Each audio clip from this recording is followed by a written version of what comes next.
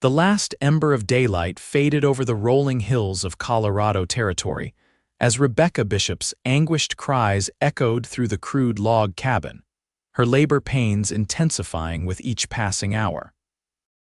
It was 1868, and Rebecca had fled east after her husband died in a mining accident, leaving her alone and 6 months pregnant in this unforgiving wilderness.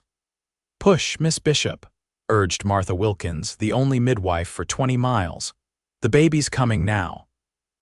Rebecca's fingers dug into the sweat-soaked sheets as she bore down with all her might. After endless hours of agony, she felt the final release as her child entered the world. She collapsed back against the pillow, exhausted but eager for that first cry that would announce her baby's arrival. But no cry came. "What is it? Why isn't my baby crying?" Rebecca struggled to sit up, panic rising in her chest. Martha worked frantically, rubbing the infant's back, clearing its tiny mouth. "It's a girl," she said softly. "She's breathing, but—" The midwife hesitated. "She makes no sound." Rebecca's heart shattered as Martha placed the silent bundle in her arms. The baby's eyes were open, alert, intelligent eyes that seemed to take in everything, but her little mouth opened and closed without making a sound. "My sweet girl," Rebecca whispered, tears streaming down her face. "My darling girl." Martha squeezed Rebecca's shoulder gently. "She appears healthy otherwise, strong, but I've seen this before. Some babies are born this way, they never speak." "It doesn't matter," Rebecca declared fiercely, cradling her daughter closer. "She's perfect." Rebecca named her daughter Emily after her own mother. In the days that followed, Rebecca learned that Emily was indeed deaf as well as mute. The revelation didn't diminish her love, but it added to her fear. Life was hard enough for women on the frontier. How would her silent daughter survive in this harsh world? Winter arrived with merciless cold. Rebecca's meager savings from her husband's mining days dwindled. The small garden she'd managed to plant before Emily's birth had yielded barely enough to see them through the fall. Now, with snow blanketing the ground, she faced the grim reality of their situation. Martha visited when she could, bringing what little she could spare. "You should consider moving to town," she suggested during one visit. "There's work there, laundry, cooking. People would help." Rebecca shook her head stubbornly. "This land is all we have. Thomas bought it with his blood and sweat. It's Emily's inheritance." But as January's bitter winds howled around their cabin, Rebecca's determination wavered. Emily, now 4 months old, needed more than Rebecca could provide alone. The firewood pile had dwindled dangerously low. On a particularly brutal morning, Rebecca bundled Emily against her chest and ventured out to collect what branches she could find. The snow reached past her knees in places, and the wind cut through her worn coat like knives. She gathered only a few skinny branches when she heard the sound of approaching horses. Fear gripped her visitors in this weather rarely brought good news. She hurried back toward the cabin but hadn't made it halfway when 3 riders appeared over the hill. Rebecca clutched Emily tighter as the men approached. The one in front rode a magnificent black stallion. His face was partially obscured by a woolen scarf, but his eyes, piercing blue against his weathered skin, locked onto hers with unsettling intensity. "Madam," he called, tipping his hat. "Mighty cold day for collecting firewood." Rebecca stood her ground even as her heart hammered. "We manage." The man dismounted, revealing his tall, broad-shouldered frame. He unwrapped his scarf, exposing a strong jawline darkened with stubble.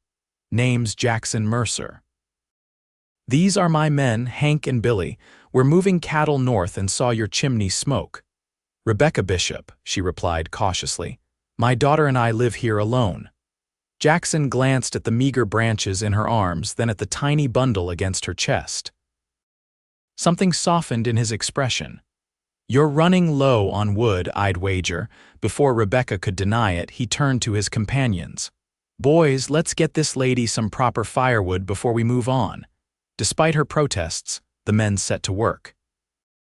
Jackson disappeared into the nearby woods with an axe from his saddlebag, while Hank and Billy cleared a path to her woodpile. Within 2 hours, They'd chopped and stacked enough wood to last weeks. When they finished, Rebecca invited them in for coffee, the least she could offer. Inside the cabin, Emily had awakened and lay in her makeshift cradle, her dark eyes following the movements of these strange visitors. Jackson crouched beside the cradle. "Well, hello there, little lady," he said softly. Emily's face brightened at his attention, her tiny hands reaching up. "She's beautiful," Jackson said, straightening up. "What's her name?" "Emily," Rebecca answered. "She was born." She hesitated. "She was born deaf and mute." Jackson's expression showed no pity, only thoughtful consideration. "My sister's boy was born deaf," he said. "Smart as a whip, though. Learned to talk with his hands." Rebecca blinked in surprise.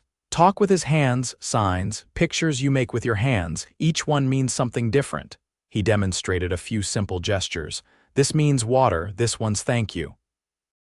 Emily watched Jackson's hands with rapt attention, her eyes following each movement. "I've never heard of such a thing," Rebecca admitted. "It's not common knowledge," Jackson replied, "but it makes all the difference for folks who can't hear or speak."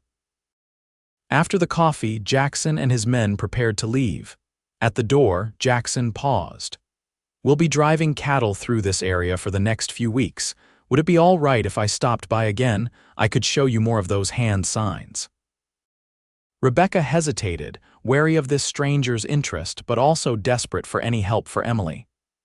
"That would be kind of you, Mr. Mercer." "Jackson, please," he insisted with a smile that transformed his rugged face. 3 days later, Jackson returned alone. He brought a small sack of flour, dried apples, and a book worn and tattered around the edges. "It's a primer on hand signs," he explained. "My sister sent it from back east. It's not much, but it might help." Rebecca accepted the gifts with mixed emotions, gratitude warring with pride.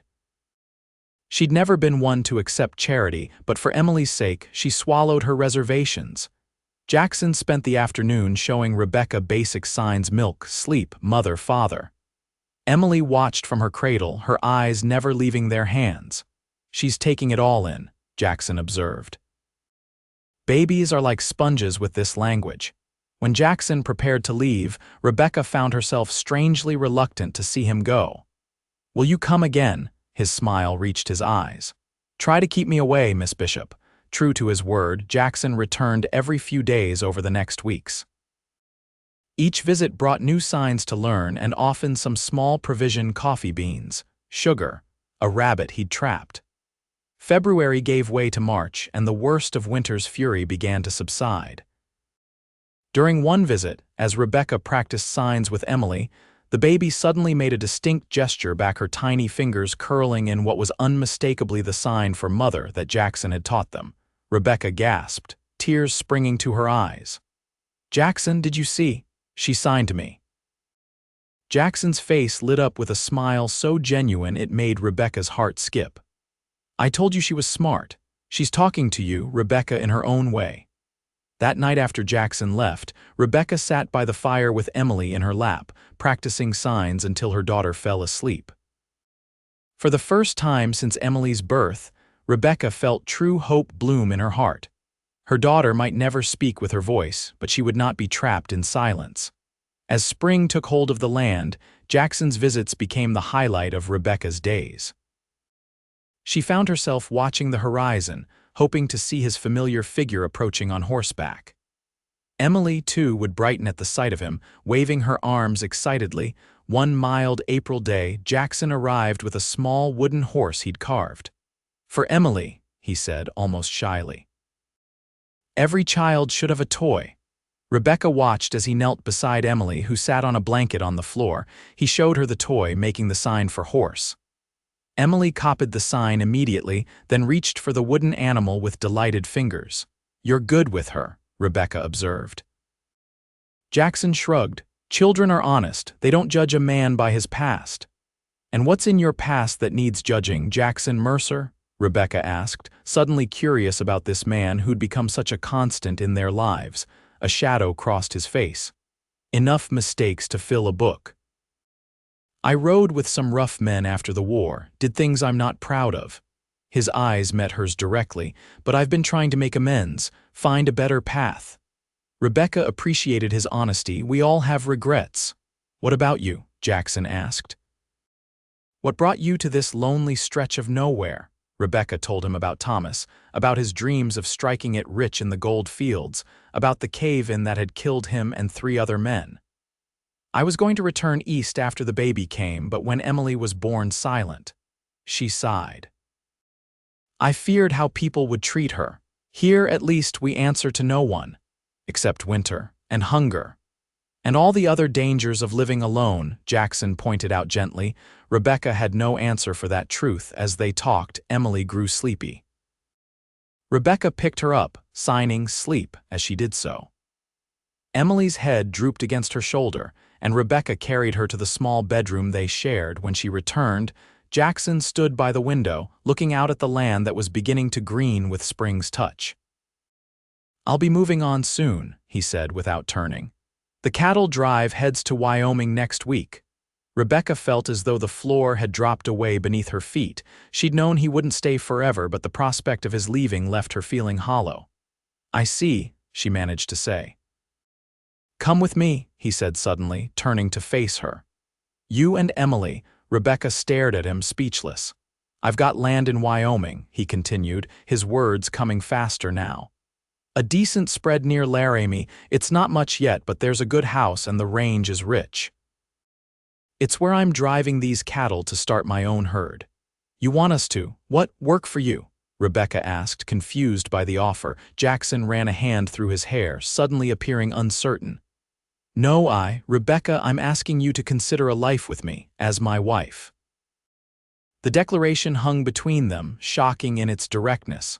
"Jackson, we barely know each other," Rebecca protested, though her heart had begun to race. "I know enough," he insisted, taking a step toward her. "I know you're the strongest woman I've ever met.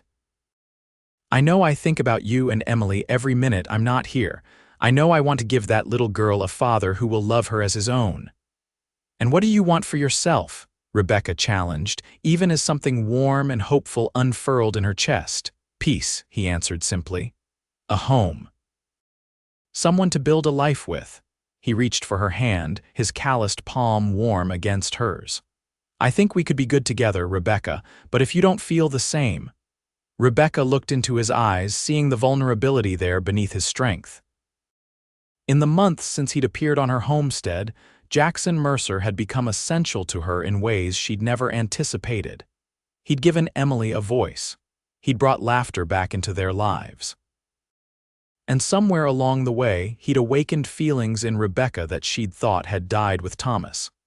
"I need time to think," she said finally. Jackson nodded, squeezing her hand before releasing it. "I'll come back in 3 days. Whatever you decide, I'll respect it." Those 3 days were the longest of Rebecca's life. She weighed every angle of Jackson's proposal, considering what was best for Emily, what was best for herself. The prospect of a future alone in this cabin grew bleaker the more she contemplated the alternative Jackson offered. On the 3rd day, she packed their few belongings and stood on the porch waiting. When Jackson appeared on the horizon, Emily in her arms made the sign for horse, then Jackson, the 2 signs she'd come to associate with the man who had brought light back into their world. Jackson reined his horse to a stop in front of the cabin, his expression carefully neutral until he saw the packed bags beside her. His face broke into a hopeful smile. "Does this mean?" "Yes," Rebecca said, "on one condition. Name it, you keep teaching us those hand signs, all of them." "I want Emily to have every word in the world." Jackson dismounted and climbed the porch steps to stand before her. "I promise," he said solemnly. Then, with a tenderness that made her breath catch, he leaned down and kissed her their first kiss, gentle but filled with promise. The journey to Wyoming took nearly 2 weeks, traveling with the cattle drive. Jackson's men, there were 6 in all, welcomed Rebecca and Emily with respectful curiosity. By the 2nd day, Hank and Billy were competing to see who could make Emily smile more with their silly antics. At night, around the campfire, Jackson would teach everyone new signs. The cowboys took to it with surprising enthusiasm, each man wanting to be able to talk with little Emily. "Look at that," Jackson whispered to Rebecca one evening as Billy carefully signed Cowboy to Emily. "Your daughter's got half a dozen rough men learning a new language just for her." Rebecca leaned against his shoulder, watching as Emily mimicked the sign, her face alight with concentration. "She's going to be all right, isn't she?" Jackson wrapped his arm around her shoulders. "More than all right. That girl's going to change the world in her own way." When they finally arrived at Jackson's ranch, Rebecca was struck by his modesty. The decent house he described was a sturdy two-story structure with glass windows and a proper porch. The barn was new, the corrals well built, and a clear creek ran along the western edge of the property.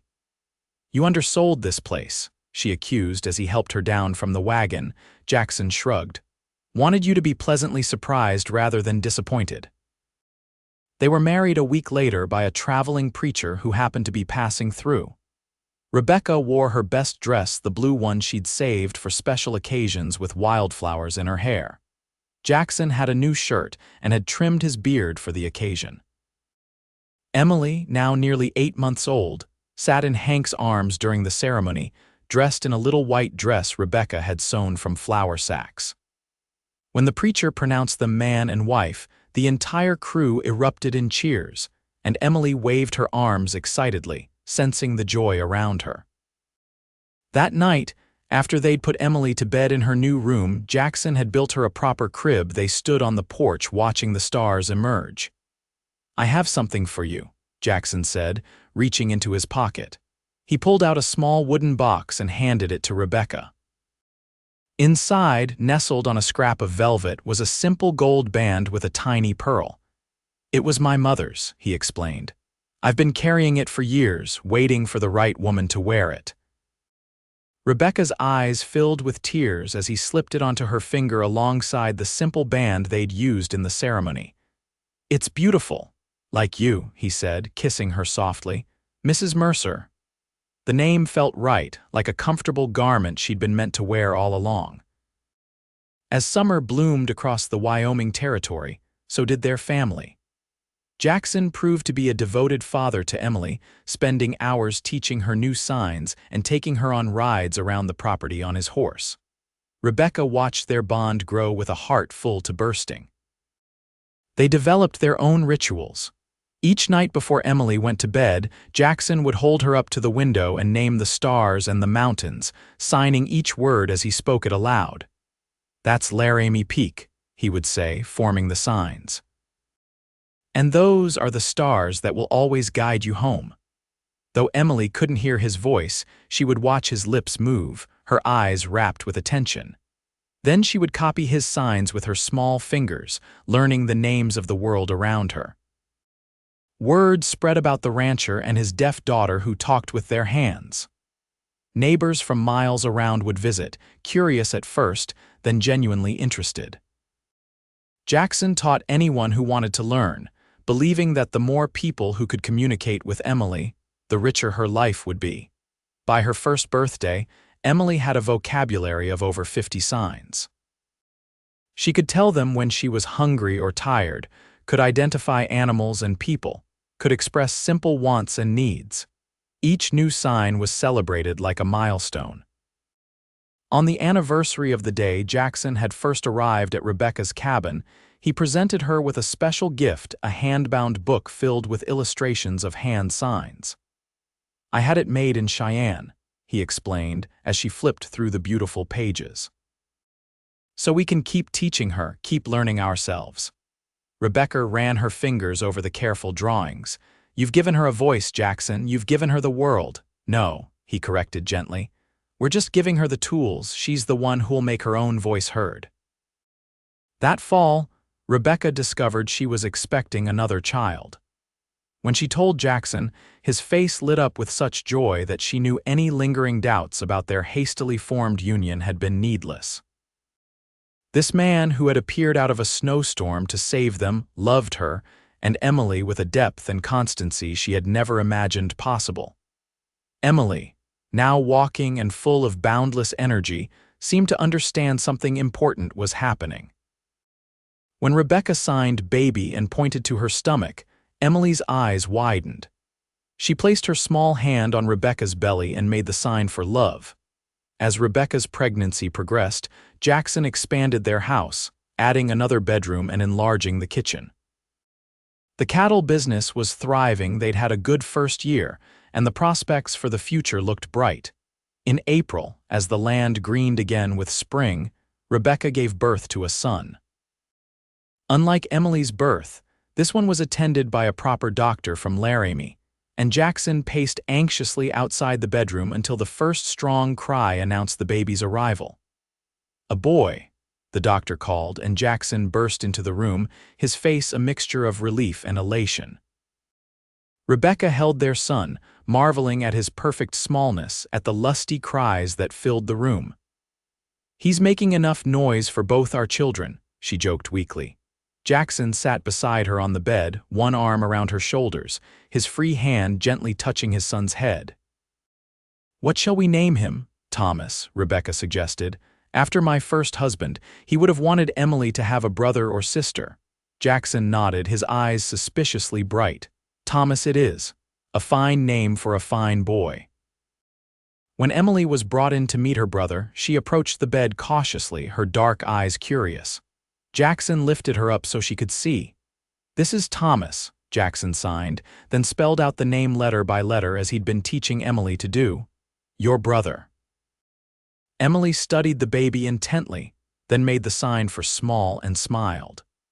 Everyone laughed, and the sound, even though Emily couldn't hear it, seemed to fill the room with warmth. That evening, as twilight painted the sky in shades of purple and gold, Jackson gathered his family by the window. He held Thomas in one arm and lifted Emily with the other, Rebecca standing close beside them. "Emily," he signed, nodding toward the baby, Thomas. Then, in a voice full of emotion, he spoke aloud while Rebecca signed, "Emily and Thomas Mercer, my children, my family." Emily watched their hands intently, then made the signs for family and love before reaching out to touch her brother's tiny hand. In that moment, Rebecca knew with absolute certainty that her daughter would never truly be silent. Emily had been born into a world without sound, but Jackson had spoken her name into existence in a language all her own. He had given her words, had taught her that her voice, though not made of sound, was just as powerful, just as beautiful.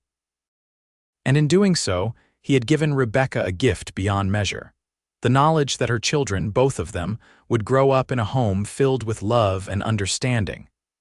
A home where silence was not the absence of communication, but simply another way of speaking. As the stars emerged one by one in the darkening sky, Jackson pointed them out to Emily, naming each one with voice and hands, bringing the universe into her world word by word, sign by sign.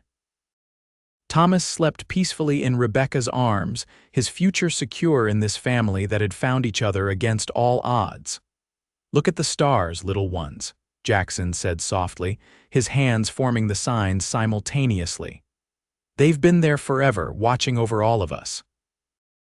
And they'll be there long after we're gone, shining down on your children and their children after them." Emily copied the sign for star, her small face solemn with the weight of this knowledge. Rebecca leaned her head against Jackson's shoulder, overwhelmed with gratitude for this man who had ridden into their lives and changed everything. Who had seen the worth in a silent child and a struggling mother, who had loved them both enough to create a new language of family. Outside, the Wyoming wind sang its ancient song across the plains. Inside, in the warm circle of Jackson's embrace, Rebecca and her children were home. And in the quiet of the evening, in the space between words spoken and signed, she found the most profound truth of all, that love needs no sound to be heard.